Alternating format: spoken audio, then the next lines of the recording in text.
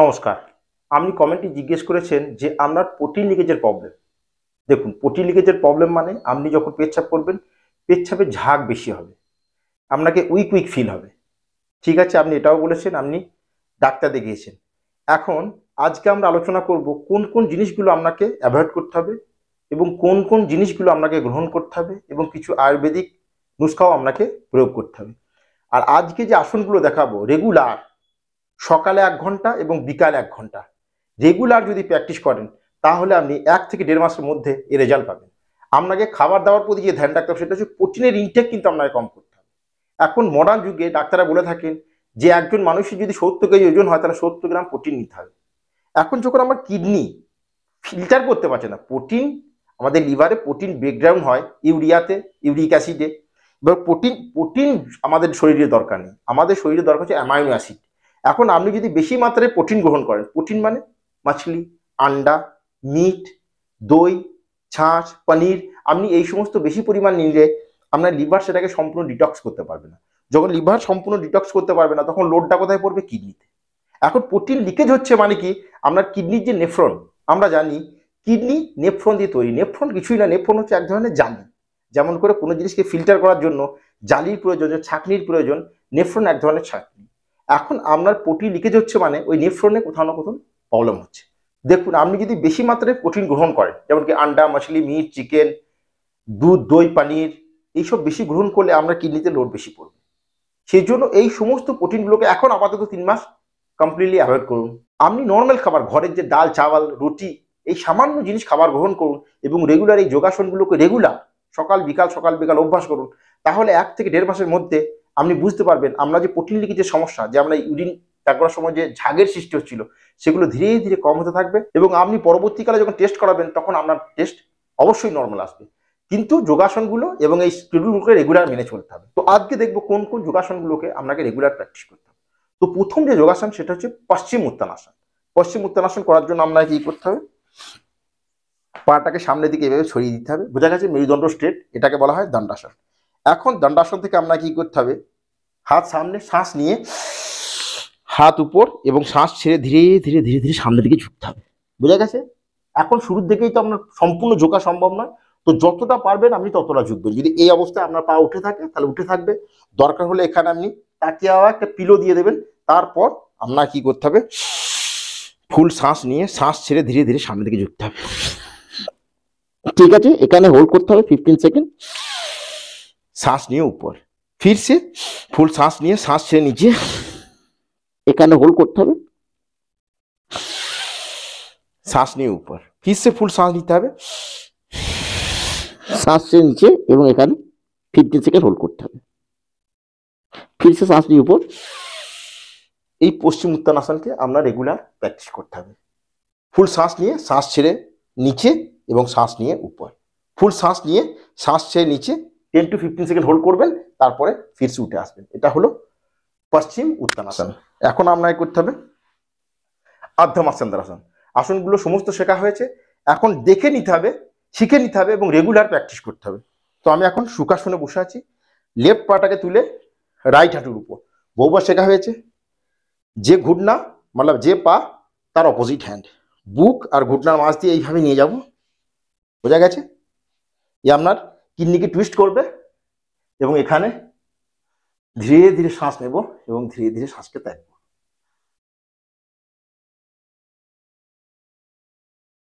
30 second থেকে শুরু করে 1 থেকে 2 মিনিট পর্যন্ত হোল্ড করতে হবে।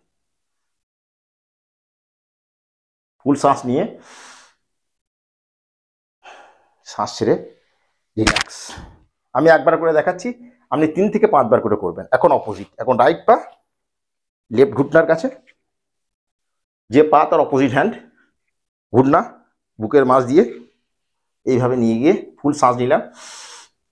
এবার শ্বাস ছেড়ে টুইস্ট করে এই অবস্থায় হোল্ড করব। এখানে ধীরে ধীরে শ্বাস নেব, ধীরে ধীরে শ্বাস।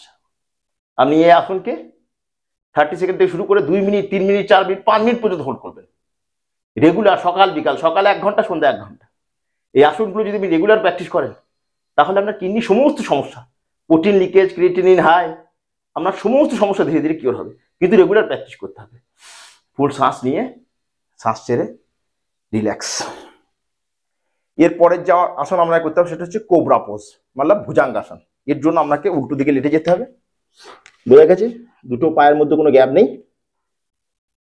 সাইডে হাত রেখে শ্বাস নিয়ে উপরে উঠবো, এখানে হোল্ড করব 5 সেকেন্ড, শ্বাস প্রশ্বাস হোল্ড করব, फिर से सांस से नीचे, फिर से सांस नहीं ऊपर, 5 सेकंड होल्ड, 1 2 3 4 5, सांस से नीचे, सांस नहीं ऊपर, 1 2 3 4 5, सांस से नीचे। আপনি এই কোবরা পোজ বা ভুজাঙ্গাসন কে 100 বার প্র্যাকটিস করবেন, 100 বার, তাহলে আপনি দেখি আপনার কিডনি কেমন করে অসুস্থ থাকে। কিডনি সুস্থ হতে বাধ্য, কিন্তু রেগুলার প্র্যাকটিস করতে হবে। শ্বাস ছেড়ে নিচে, শ্বাস নিয়ে উপর। আর আগেও বলেছি আপনাকে নিতে হবে আমলা, গিলয় আর গোখরু, এই তিনটে অবশ্যই নিতে হবে, এবং খালি পেটে অসত্তর পাতা আর নিমের পাতাকে মিশিয়ে 2 চামচ রস আপনাকে রেগুলার গ্রহণ করতে হবে।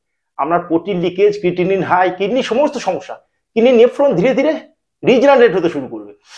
শ্বাস নিয়ে, শ্বাস ছেড়ে নিচে, শ্বাস নিয়ে উপর, শ্বাস ছেড়ে নিচে, বোঝা গেছে?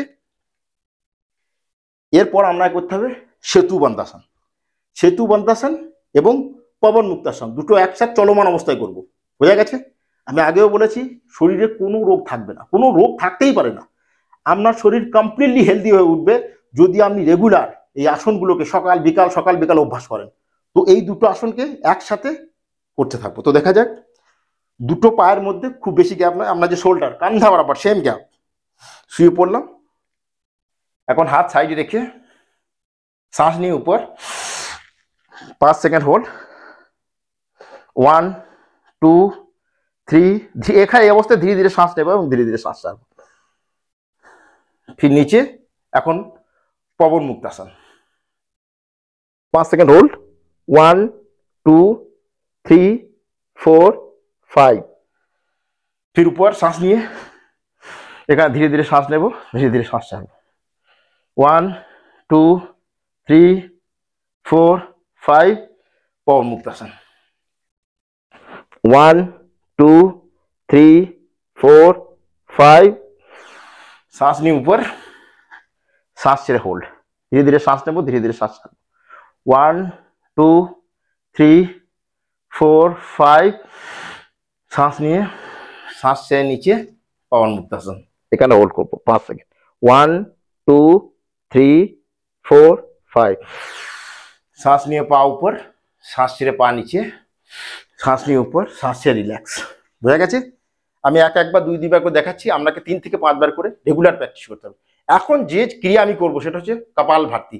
আপনি রেগুলার আধা ঘন্টা 30 মিনিট কপাল ভাতি ক্রিয়াকে করবেন, সকালে 30 মিনিট, সন্ধ্যায় 30 মিনিট, এবং আপনাকে এই আসনগুলো রেগুলার, বোঝা গেছে?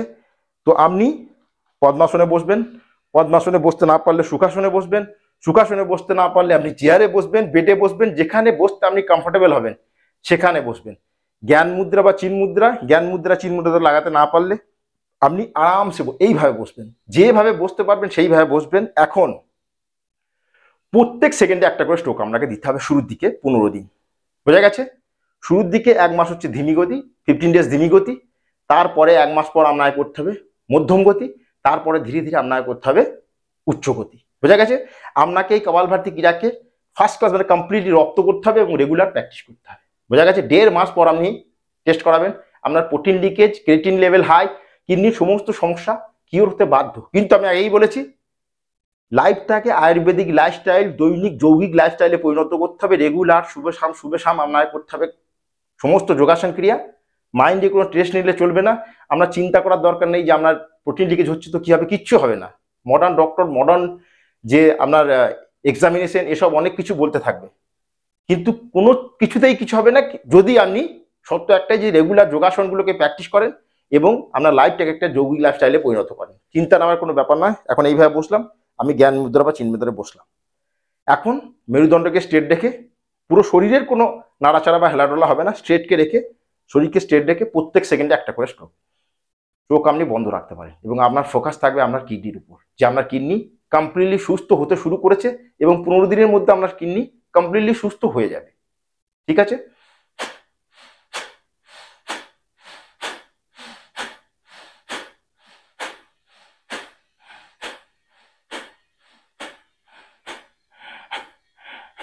এটা হলো 15 দিন থেকে 1 মাসের অভ্যাস। তারপর আপনাকে ধীরে ধীরে ধীরে ধীরে এর স্পিডটাকে বাড়াতে হবে। তো ফাইনাল স্পিড হবে আপনার এইরকম, বলেছি আধা ঘন্টা সম্পূর্ণভাবে বসলেন, পুরা শৌচাদি ক্রিয়া করার পর আরামসে আপনার একটা শান্ত পরিবেশে বসে একটা ম্যাট বিছিয়ে আপনি আরামসে বসলেন, আর সকাল থেকে শুরু করলেন আধা ঘন্টা কপালভাতি ক্রিয়া। তো কেমন করে কপালভাতি ক্রিয়া হবে? মন থাকবে শান্ত, স্টেবল এবং ফোকাস, এবং শরীর থাকবে বিলকুল কমফর্টেবল। পদ্মাসনে, সুখাসনে, বজ্রাসনে, যে আসনে বসতে পারবেন বসে, জ্ঞান মুদ্রা, চিন মুদ্রা, যে সরল পজিশনে আপনি বসতে পারবেন সেই পজিশনে বসবেন। তারপর শুরু করবেন রিদমের সাথে কপালভাতি।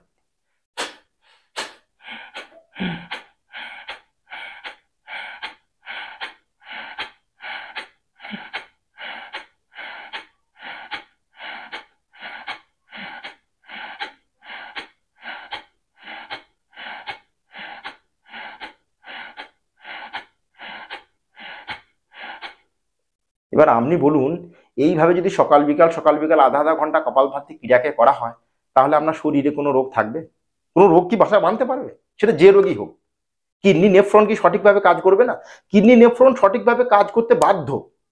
যখন কোনো একটা জায়গাকে বারবার আপনি ধাক্কা দিতে থাকবেন, তো সে তার সেই কাজকে ঠিকঠাক করবে না। আপনি যদি বারবার লাগাতার হারবার 30-30 মিনিট কপালভাতি ক্রিয়াকে করেন, তারপর 1 মাস পর আপনি ব্লাড টেস্ট করেন, আপনার কিডনি নেফ্রন সঠিক কাজ করতে বাধ্য স্যার। কিন্তু এগুলোকে প্র্যাকটিস করতে হবে রেগুলার। সকাল বিকাল যে আসনগুলোকে দেখালাম সেই আসনগুলোকে রেগুলার কপালভাতি ক্রিয়া আধা ঘন্টা, সকাল বিকাল রেগুলার, মানে টোটাল 1 ঘন্টা কপালভাতি, সকাল আধা ঘন্টা 30 মিনিট এবং সন্ধ্যায় 30 মিনিট, এবং ওই আসনগুলো 30 মিনিট আসনগুলো আর আধা ঘন্টা কপালভাতি। আর আগেই বলেছি অশ্বত্থ পাতা, নিম পাতা রস, আর আমলা, গখরু আর গিলোয়ের রস। দরকার হলে আপনি অর্ডার করে নেবেন। যে জিনিসগুলো পাচ্ছে না, আমলা চূর্ণ পাওয়া যায়, গিলোয়ের দোকানে গিয়ে পানসারি দোকান বা আয়ুর্বেদিক স্টোর থেকে গিলোয় নিয়ে আসবেন। যে জিনিসগুলো পাওয়া যাচ্ছে না সেগুলো স্টোর থেকে নিয়ে এসে রেগুলার শিডিউলের সাথে মেনে, রুটিন মেনে আপনি এগুলোকে পান করবেন, তাহলে কিডনি কাজ করতে বাধ্য। তো আজকে এইটুকুই। Thank you, take care, goodbye এবং স্টে হেলথি। নমস্কার, থ্যাংক ইউ।